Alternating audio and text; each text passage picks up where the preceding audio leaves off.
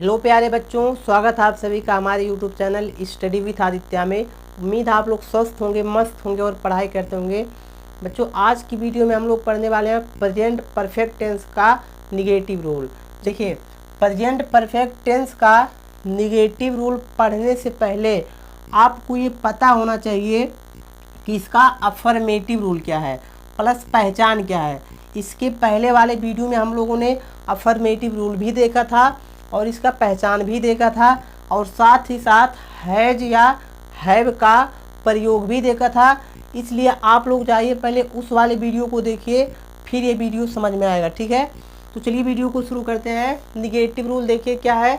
सबसे पहले आपको लिखना है सब्जेक्ट, फिर आपको लिखना है हैज या हैव, मतलब दोनों में से कोई एक, फिर आपको लगा देना है नॉट, क्योंकि निगेटिव रूल पढ़ रहे हैं तो निगेटिव में नॉट तो रहेगा ही। फिर आपको लगाना है थर्ड वर्ब और लास्ट में लिखना है ऑब्जेक्ट। तो रूल कैसे याद करेंगे? सब्जेक्ट प्लस हैज या have plus not plus third verb plus object. ये हो गया प्रेजेंट परफेक्ट टेंस का निगेटिव रूल। चलिए एक एग्जांपल के माध्यम से समझते हैं। एग्जांपल क्या है? तुम दूध नहीं पी चुके हो। ठीक है, देखिए क्या है एग्जांपल, तुम दूध नहीं पी चुके हो। अब देखिए, सबसे पहले आपको टेंस पहचानना कि कौन सा टेंस है। टेंस की पहचान कैसे हम लोग करते हैं? उसके अंतिम में जा कर के, मतलब पढ़ कर के अंतिम में क्या है, चुके हो। तो जिस हिंदी वाक्य के अंत में चुका है, चुकी है, चुके हैं आ गया, उसे हम लोग बोलते हैं प्रेजेंट परफेक्ट टेंस। तो इसमें तो आ गया, तो ये तो आपका निश्चित है क्या हो गया, प्रेजेंट परफेक्ट टेंस। अब हम लोग पहचानते हैं सेंटेंस, क्योंकि कोई भी टेंस हम लोग पढ़ते हैं तो टेंस पढ़ने के बाद उसमें 4 सेंटेंस पढ़ते हैं। जैसे कि प्रेजेंट परफेक्ट टेंस पढ़ रहे हैं तो इसमें 4 सेंटेंस पढ़ेंगे।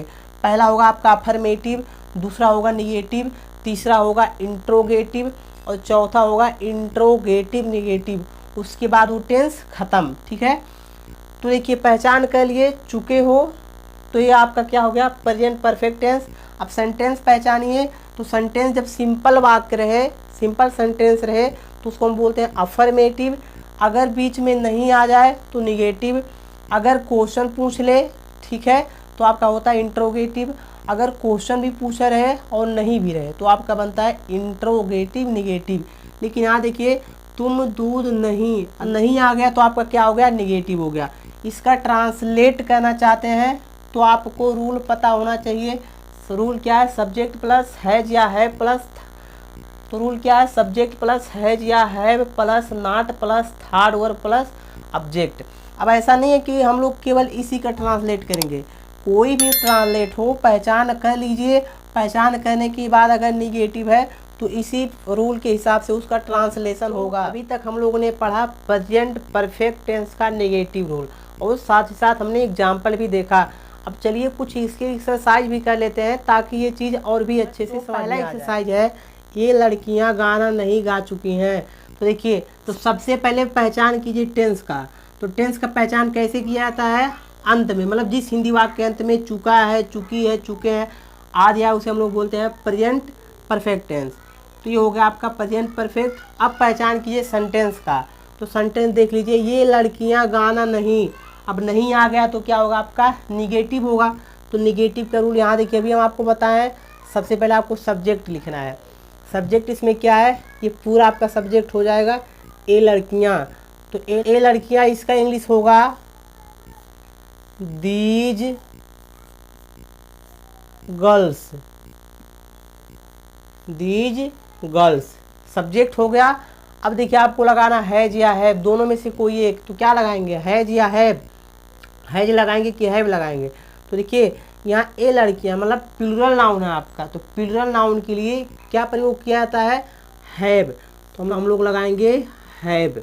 ठीक है, अब आपको लिखना है नॉट, तो लगा देंगे नॉट। अब आपको लिखना है थर्ड वर्ब, जिसको V3 भी बोलते हैं। तो थर्ड वर्ब, पहले वर्ब पहचान कीजिए।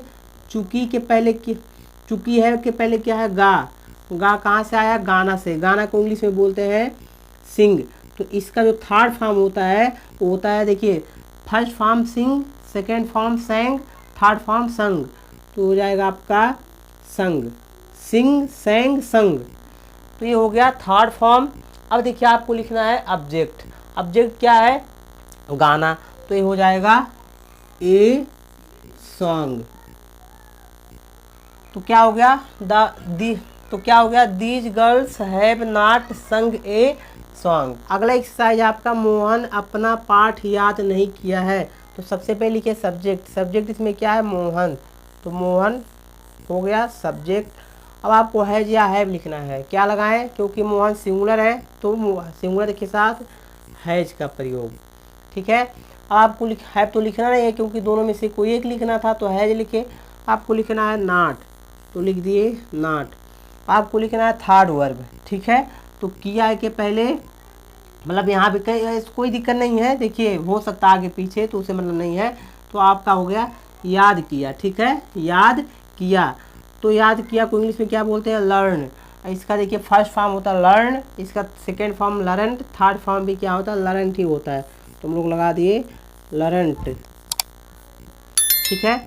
आपको देखिए थर्ड वर्ब लगाना था, थर्ड वर्ब लगा दिए। तो आपको लिखना ऑब्जेक्ट, ऑब्जेक्ट क्या है, अपना पाठ, तो मोहन है तो इसका अपना का मीनिंग हो जाएगा हिज, पाठ का हो जाएगा लेसन। तो क्या हो गया, Mohan has not learnt his lesson. चलिए अगला एक्सरसाइज है, वे एक पत्र नहीं लिख चुके हैं, वे एक पत्र नहीं लिख चुके हैं। सबसे पहले आपको लिखना है सब्जेक्ट, सब्जेक्ट इसमें क्या है, वे को इंग्लिश में बोलते हैं दे। अब आपको देखिए हैज या हैव लगाना है, क्या लगाएं, देखिए दे के साथ किसका प्रयोग होता है, हैव का, तो लगा दिए हैव। अब आपको लिखना है नॉट, तो लगा दिए नॉट। अब आपको लिखना है थर्ड वर्ब, थर्ड वर्ब यानी कि क्या है, लिख, लिख को इंग्लिश में क्या बोलते हैं, राइट, तो write, wrote, written, third form हो जाएगा रिटेन। अब आपको लिखना है ऑब्जेक्ट, ऑब्जेक्ट क्या है, एक पत्र, तो हो जाएगा ए लेटर। तो क्या, they have not written a letter. ये देखिए अगला लास्ट वाला एक्सरसाइज, हम मेला नहीं देख चुके हैं। तो ये आपके लिए होमवर्क है, इसका ट्रांसलेशन आपको कमेंट में लिखना है। चलिए आज की वीडियो यही समाप्त करते हैं, मिलते हैं अगले वीडियो में, तब तक के लिए जय हिंद, वंदे मातरम।